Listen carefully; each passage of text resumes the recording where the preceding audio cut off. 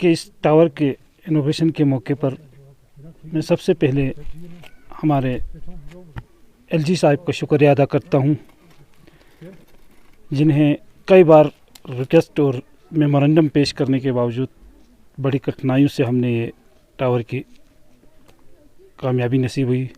उसके बाद हमारे सी फिरोज़ साहब हैं और डीसी साहब और हमारे बीडीसी मैम, जिसने काफ़ी इस एनओसी को लाने के लिए 14 कोर्स से हो, चाहे अपने जनरल काउंसिल मीटिंग में भी इस इशू को उठाया और इसने काफ़ी जद्दोजहद करके हमें आज एनओसी दिलाई। उसके बाद एयरटेल वालों को यहाँ पर आने का मौका मिला और बहुत ही सक्सेसफुली तरीके से इसे जल्द ही कुछ ही महीनों में इसको तैयार करके लोगों को आज ये एयरटेल टावर का लुत्फ़ उठाने का मौका दिया। बहुत ही शुक्रगुज़ार हैं हम एडमिनिस्ट्रेशन के भी और ज़िला इंतज़ामिया के सभी इदारों के भी हम बहुत शुक्रगुज़ार हैं, जिन्होंने काफ़ी हमारे बारे में गुजारिश की सीसी साहब से, डीसी साहब से। उन सब का भी टावर तो खैर हमें 3-4 पंचायतें और नेशनल हाईवे सब की ज़रूरियात थी, उससे ज़्यादा हमारी ज़रूरियात अभी पेंडिंग से काफ़ी डिमांड्स से जो मैंने एलजी साहब के भी साथ उठाए हैं।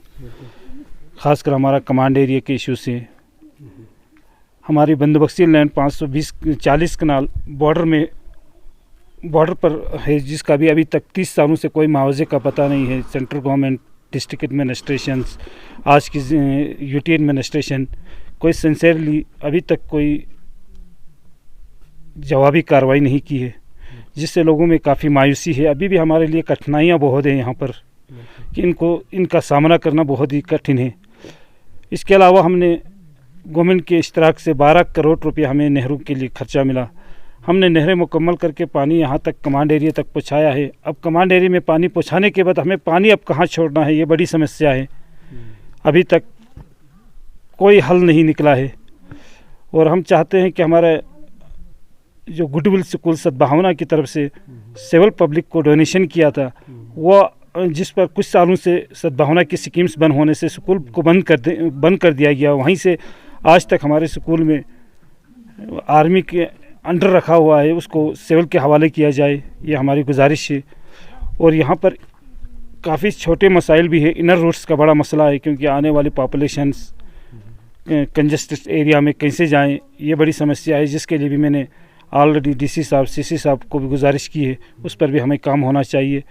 बाकी हम यहाँ पर आप देख सकते हो किस हालात से हम सामना करते हैं और हमारे इन मामलात को हल न करना, ये हम समझते हैं कि हमारी बदकिस्मती नहीं, लेकिन हुकूमत की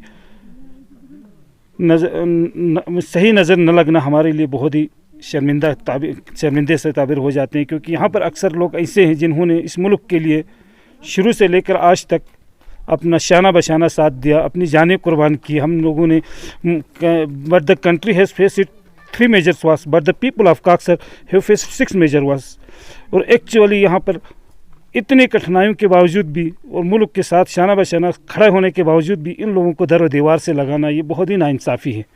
मैं चाहता हूँ कि फ़ौज और सिविल के दरमियान अगर इस लेज़ान को इसी तरीके से कामयाबी के साथ बरकरार रखना है, ज़िला इंतज़ामिया, डिस्ट्रिक्ट एडमिनिस्ट्रेशन, चाहे यूटी एडमिनिस्ट्रेशन, स्टेट, अपनी सेंट्रल गवर्नमेंट, सबसे मेरी गुजारिश है कि इस इश्यूज़ को यहीं पे ख़त्म करके रोक दिया जाए और आगे एक भाईचारे का प्रोग्राम, जो भाईचारे का जो मकसद होता है, उसको कायम रखा जाए।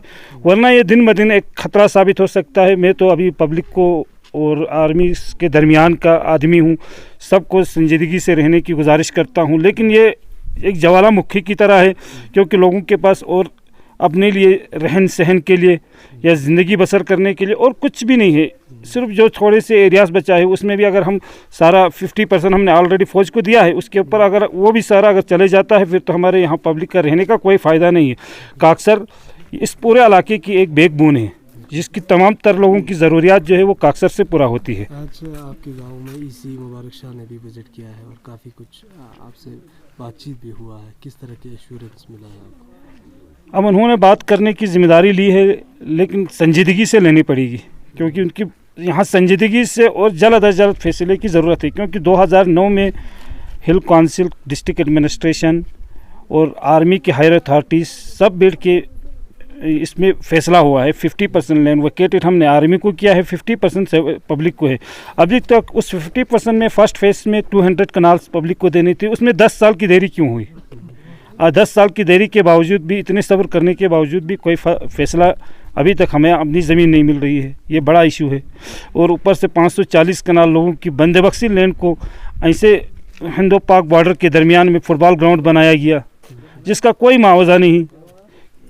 तो इस गांव को अगर बॉर्डर के लिहाज से भी ये बैकबोन है, इसको अगर यहाँ पे लोगों को बसाना चाहते हैं, back to village program government एक नाम देता है, लेकिन यहाँ तो बैक टू विलेज आने के बजाय लोग यहाँ से नकल मकानी शुरू कर रहे हैं, क्योंकि ये गवर्नमेंट की नाकामियाँ हैं। क्योंकि यहाँ इनर रूट्स, कमांड एरिया, बंदोबस्ती लैंड, सब कुछ पे कोई हुकूक नहीं मिल रहा है। शुक्रिया, मैं आपकी वसात से और फिर एक बार तमाम इंतज़ामिया को गुजारिश करता हूँ कि इन मामलों को जल्द अज जल्द नज़रसानी करके लोगों को यहाँ बसने का मौका दें, वरना यहाँ से शिफ्ट हो जाएंगे, ये गांव दरबदर हो जाएगा, फिर तो हमारा यहाँ बैठने का कोई फ़ायदा